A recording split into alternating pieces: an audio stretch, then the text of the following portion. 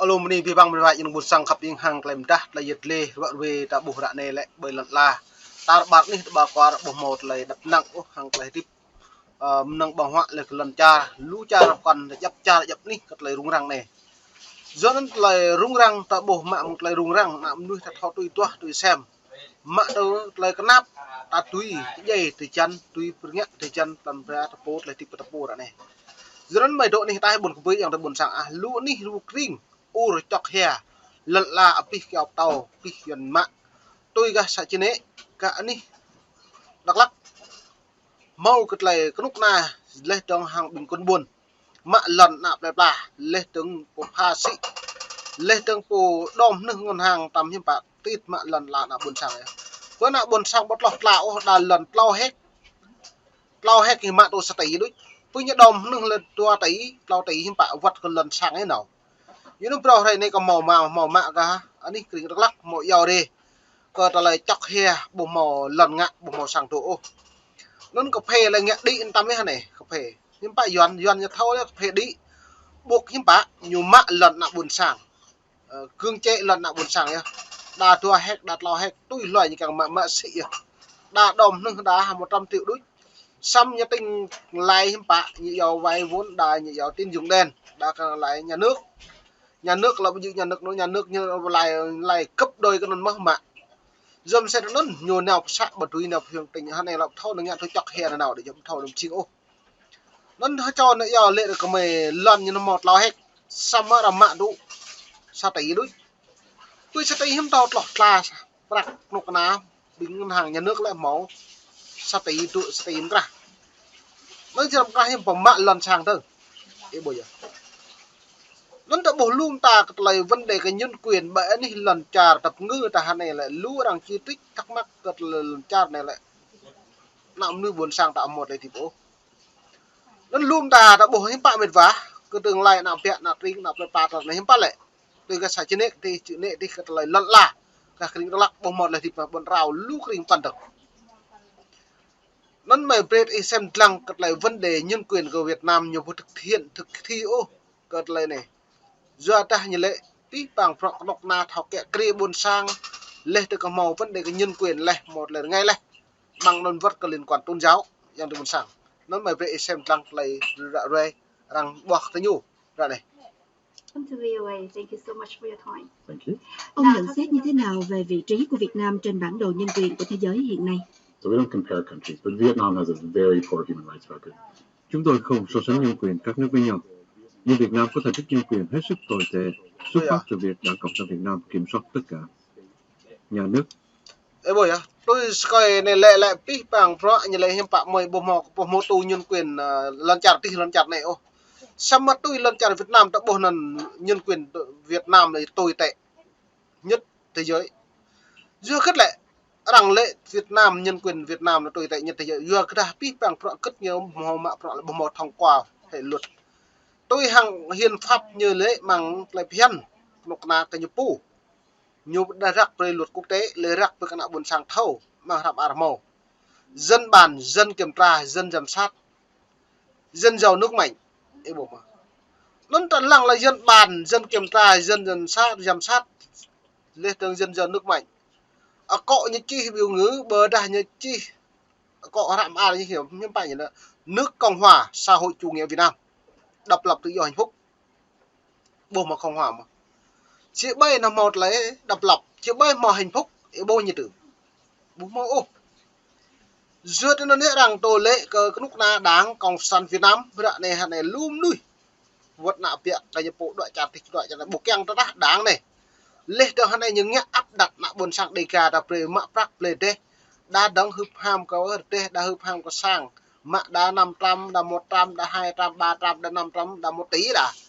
chỗ hôm nay hiện bạn ngân hàng siết chặt chết nợ làm gì càng mạ cấp là cấp như bạn sĩ lần bây giờ buộc một con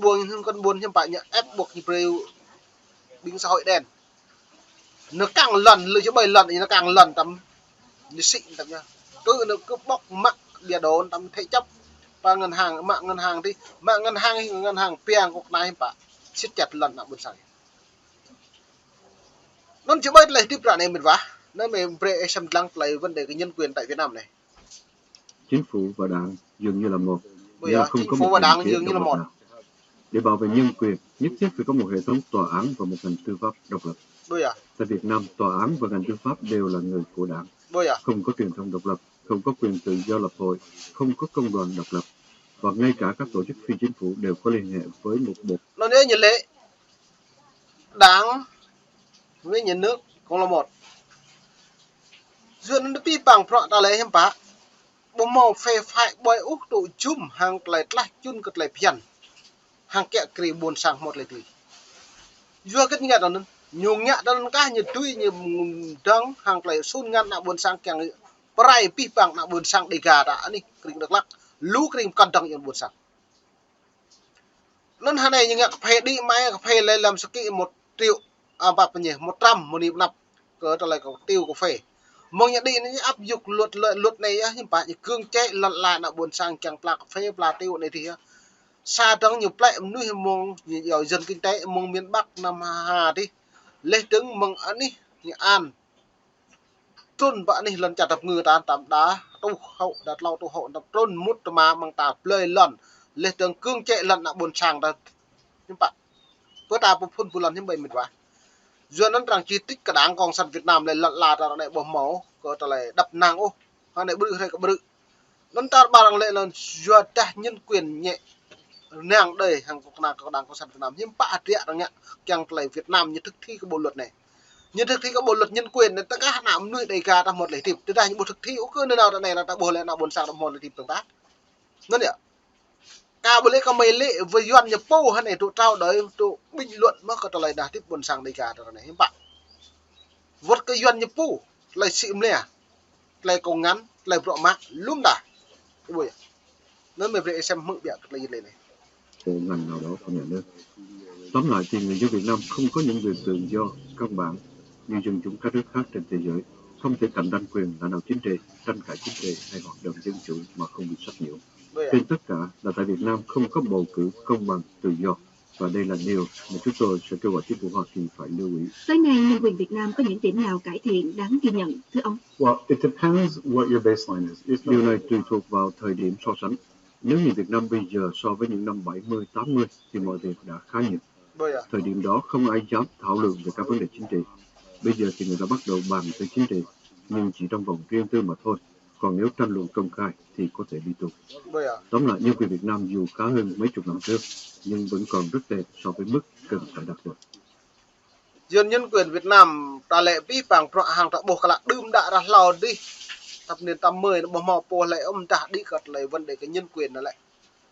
tập nặng lùm tạt lại chặt xong ta lại rằng thảo luận này là thảo luận cái nòng ta lại trong pol đấy chứ liệp ta công khai bỏ mò po lại thì xong lại này nhưng nhá càng ngày càng tệ hơn lại thì cũng đã buồn sang ta tôi đã bị bộ này là vi phạm càng ngày càng tệ hơn bạn nhu bầu trời đã buồn sang một lại thứ sam tạt là cỡ ố bây giờ tiếp mà đã buồn sang Việt Nam lại đã buồn sang nhưng đồng thuế cái nhú chỉ lên poi electric lên lần sang chỗ lên thuế đầu người thuế pi bằng nhỉ xong đó là nó bạn cứ nào buồn sang lần làng nhẹ thầm mổ vừa bọ mạ thầm mổ cất nào buồn sang đợt tù trà thì nhiều đồng thuế thì nhiều cái buổi vừa trà rim trà đấy nào buồn sang rằng là trà nào trà đi trà này trà mỹ là trong mà nào buồn sang trong cái con này nhầm trong cứ nào buồn sang buồn hết là nhưng bạn con này như thầu bộ thầu trong lại nó nhớ lúc này duyên là lại như bộ phim nào buồn sang trọng nhô căn trọng lắm mà như là buộc như sĩ tí lần nào buồn sang bố mò sẽ họ nhầm bong hem bạ bố mò tu chia cái nhiều nhiều mạ lần nào buồn sang nữa sĩ chặt đi sĩ chặt này lên ngạ đập thủy điện mạ điện đấy sĩ chặt rằng lên thằng ngạ điện năng lượng mặt trời mạ điện năng lượng mặt trời đó mà sĩ chặt rằng đó mà ấy bộ mà chứ bộ nào buồn sang một là thì bố chỉ như prai pi chỉ nên mày về xem lăng lại bình luận lại chôn cái vấn đề nhân quyền này. Những chỉ trích như thế này thường bị chính phủ Việt Nam xem là vu cáo. Hà Nội nói việc được bầu chọn làm thành viên của Hội đồng Nhân quyền Liên Hiệp Quốc chứng tỏ các nỗ lực cải thiện nhân quyền của họ được quốc tế công nhận. Human Rights Watch phản hồi như thế nào? Well, first, with the United Council of the United Nations, Điều đáng tiếc là Hội đồng Nhân quyền Liên Hiệp Quốc có nhiều thành viên là các nước độc tài. Đây là một điều đáng xấu hổ. Cho nên việc Hà Nội trở thành thành viên trong hội đồng không có ý nghĩa gì liên quan đến thành tích nhân quyền của Việt Nam. Vậy thế nào? Nó biết là lúc này duyên như tụ hội đồng bảo an Liên Hợp Quốc lâu thì là trình bùng một tụ dọa bởi ní của mình lại nhiều tụ mà hội đồng bao nhiêu hội đồng bảo an Liên Hợp Quốc lại nhiều từ kra pro lại từ lại chôn nhiều kra cái bộ chính là nó nhiều tụ nhiều bộ chính bộ nhìn cái nhiều bộ đối lên nhân quyền trong nước Việt Nam ủng hộ sẽ đó nó dòng đời mùa này chỉ là nhiều frame chứ lại giật lê lại chôn cái bằng pro ấy bộ này lại rằng chỉ tích bỏ cái nhú lên lúng ta lại tiếp nạp buồn sang đề gà chọc kia Ukraine luôn lạ vì cái dọn mạng Peni buồn sang khắp yên xem lặng